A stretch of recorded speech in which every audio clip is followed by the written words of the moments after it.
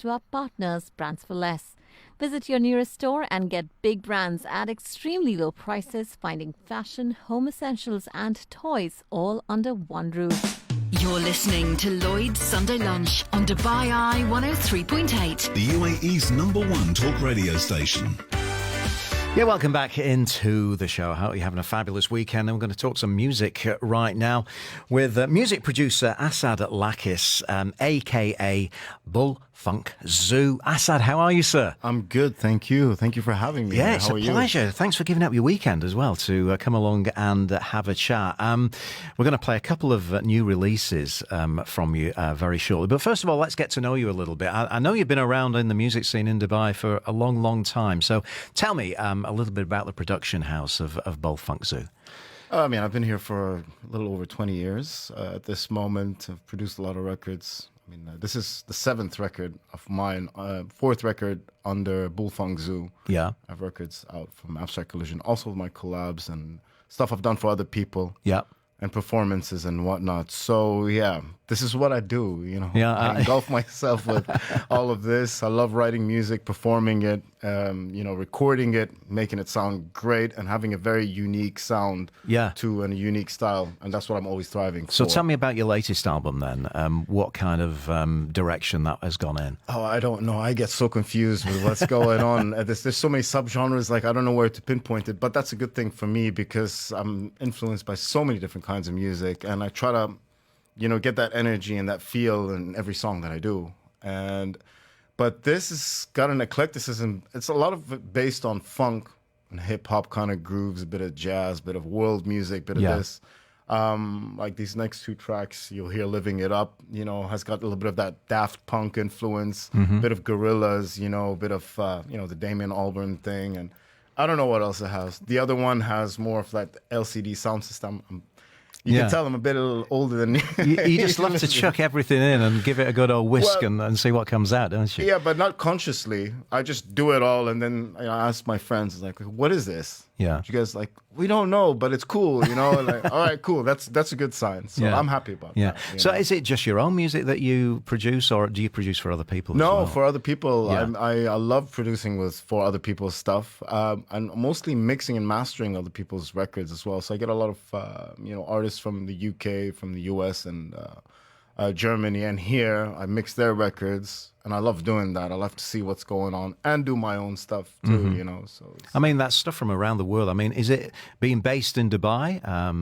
Does it work for you here, in this region? Yeah, as a mixer or a master, yeah. I do that for me from the international scene. Here, mostly I produce, with the artists who are here or who they come and record at my place. And What do you make of the music scene now in Dubai? It's thriving, It's always ever evolving since I've been here from the start. There's always there's a unique sound coming out of Dubai, which is very interesting to me, and I appreciate that very much. Before that, I was living in the US for a long time, and every state has a kind of a sound to it. Nevertheless, a genre, but there's a sound. I lived in Minneapolis for a while, and there's a sound, that funky sound from Minneapolis. I think I brought that with me here. And Dubai also has a sound with the artist, again, regardless of the genre. So there's something that is coming out here, which for me is important and unique. It's exciting as well, isn't it? It's exciting, We just need to get everybody out there. The Dubai sound, We're in Dubai Eye right now. You have your sound. Yeah. Everybody's got their own sound. And there's so much writing of original stuff going on.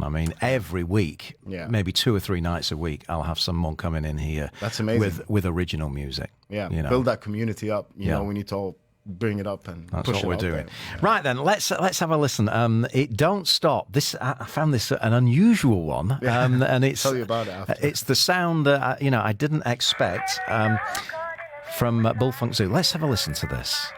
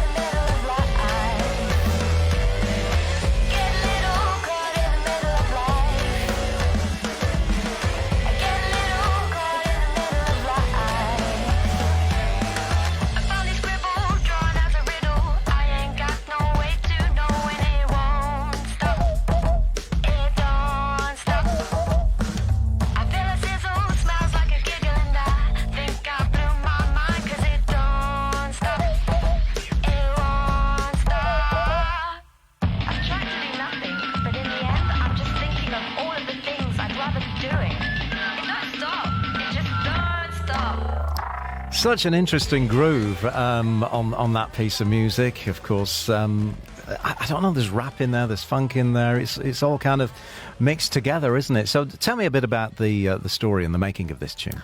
So I experiment a lot with sounds in my studio. Yeah. So I got an old tape machine. You remember those? Yeah, the reel to reel. Yeah, the reel to reel, and I still right. use them as a big part of my production as well.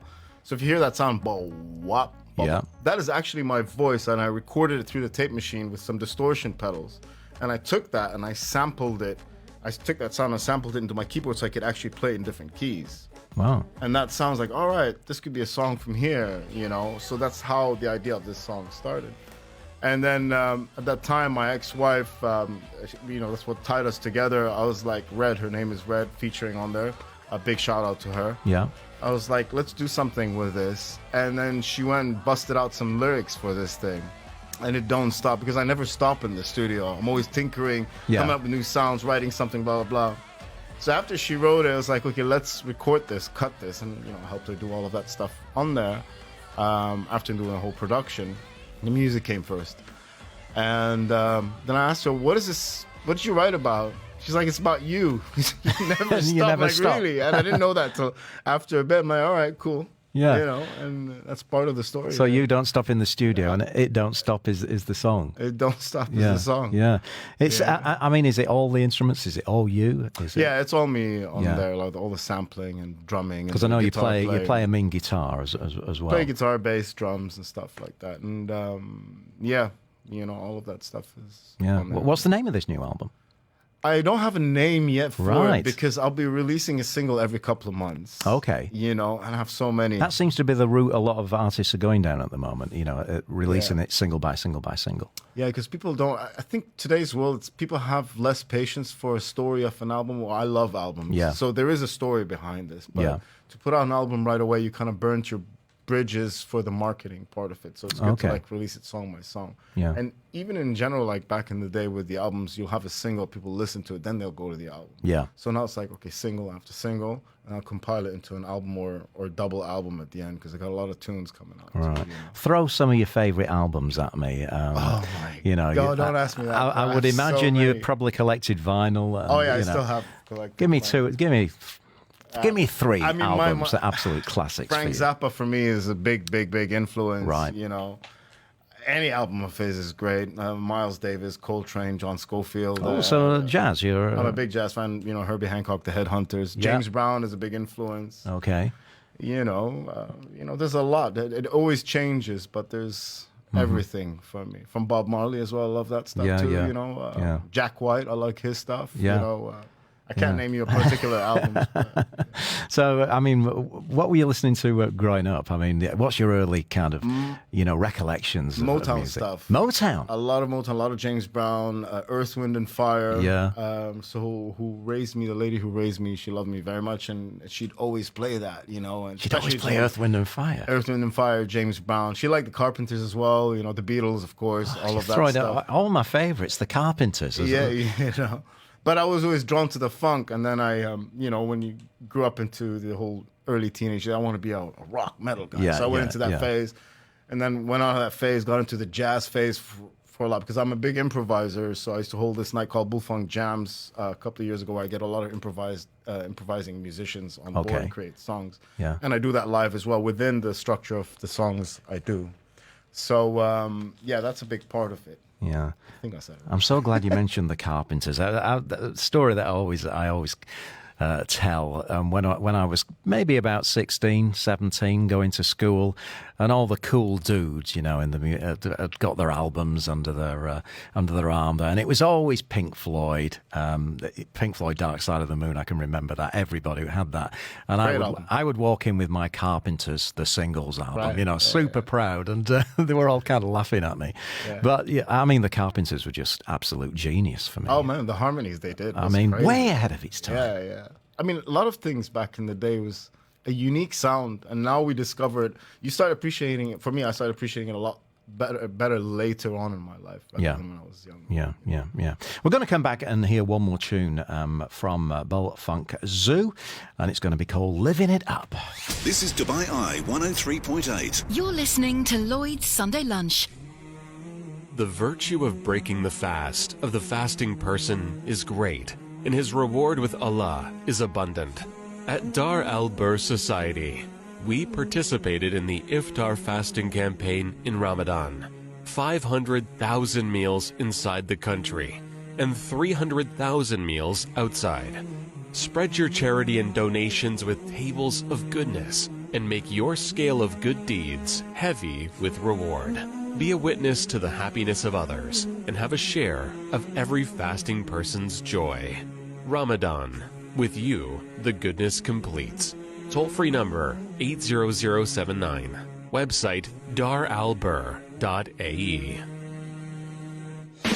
Live a little and go off script. If you were on a cruise with Elon Musk, he'd be at the slot machine, he'd be at the cafe, just like you were. Yeah. Great, I mean, he'd be unlikely to be on a cruise, to be fair, because he'd probably have his own super yacht where he's... Yeah, true. He's not going on a boat with another 300,000 folk. 300,000. How many on a cruise? It's a big ship. You're not getting 300,000 people. It's a big ship. Okay, roughly how many? 30,000? No. Oh, maybe 3,000. Getting 30,000 folk on a boat. Yeah, that was an exaggeration. Weekdays from 5 p.m. On the UAE's #1 talk radio station, Dubai Eye 103.8. You're listening to the UAE's #1 talk radio station. This is Loyd's Sunday Lunch on Dubai Eye 103.8. Yeah, welcome back into the show. We're joined by music producer Assaad Lakkis and his project, Bull Funk Zoo, which has been going a long, long time. I think one of our earliest presenters came to your studio, Siobhan Leyden, and chatted with you 20 years ago. Yeah, that time I had a project called Abstract Collision, which I have 3 albums on that one. Yeah. And that was that. Yeah, that was a long time. I know. I remember when you guys started out. Yeah. Okay. And here we are now, still chatting your recent projects. I mean, what's the going forward? I mean, how's the year looking for you? You know, once the holy month of Ramadan comes to an end, I'm sure then that the music scene really kicks in. What are you going to be up to? Well, definitely releasing the new singles every couple of months, which they're already. That's one thing, campaigning them. Doing a lot of live shows. So I'm looking now to put a band together to, expose all this new music. Yeah. And create the events, which I'm trying to bring back Bull Funk Jams, because it was really good for the community here as well. Mm-hmm. Where was the venue for that? Where did you used to do Moto that? Coffee Shop. Moto, he's closed down, unfortunately, and it was a great, great coffee shop in yeah. Alcoz, built by a crazy German guy called Marco. All built by hand, Yeah. Great venue. I don't know if you've ever seen it, but it was something special. Mm-hmm. And now he's shutting down. Unfortunately, she's moving back to Germany. So that was a great venue. So I'm looking for a a new unique, vibey venue. It has to be the right venue for this. Yeah. I'm sure you'll find it. Now, the second track that you're going to be... are these already released, or are they due to be released, these songs that we're talking No, these about? songs, Living It Up was released about a month ago, and It Don't Stop was released last Friday. Right, okay. Living It Up, released a month ago. What do we know about this tune? Well, this song is featuring Georgia Octavia on harmony vocals. So I wrote all the harmonies on there.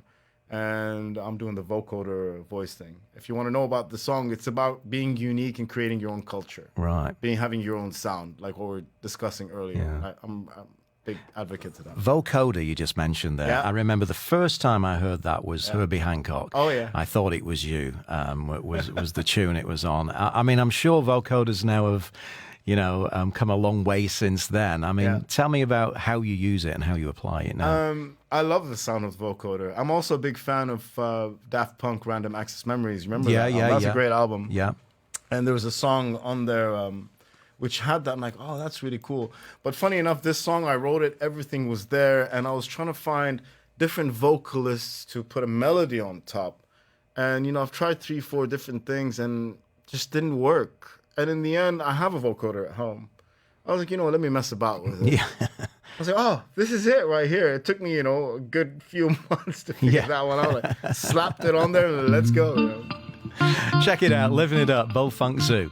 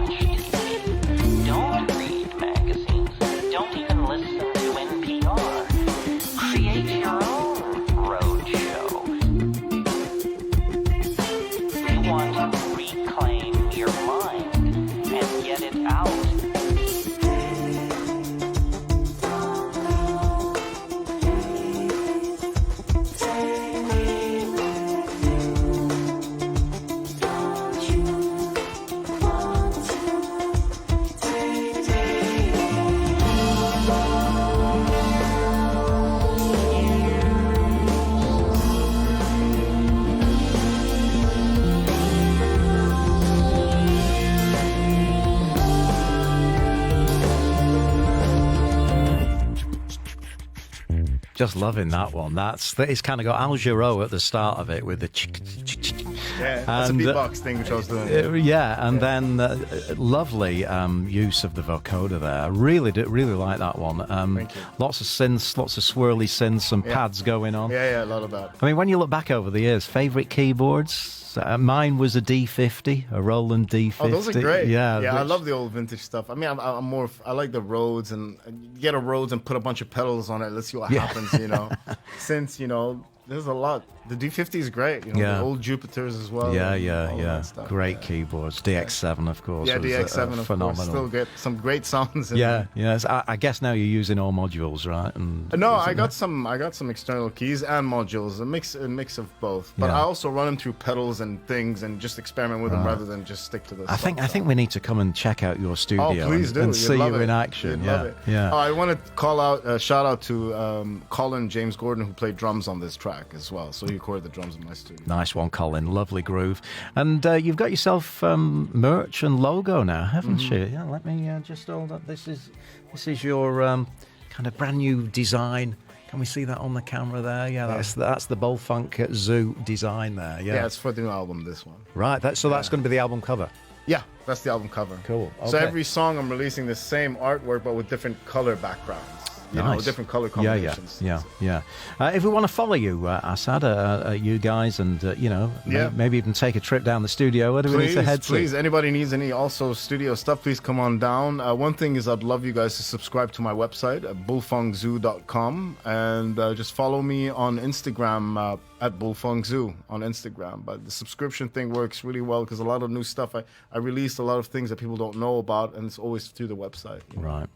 Yeah. Great to catch up with you again. I mean, I knew you before as a guitar player.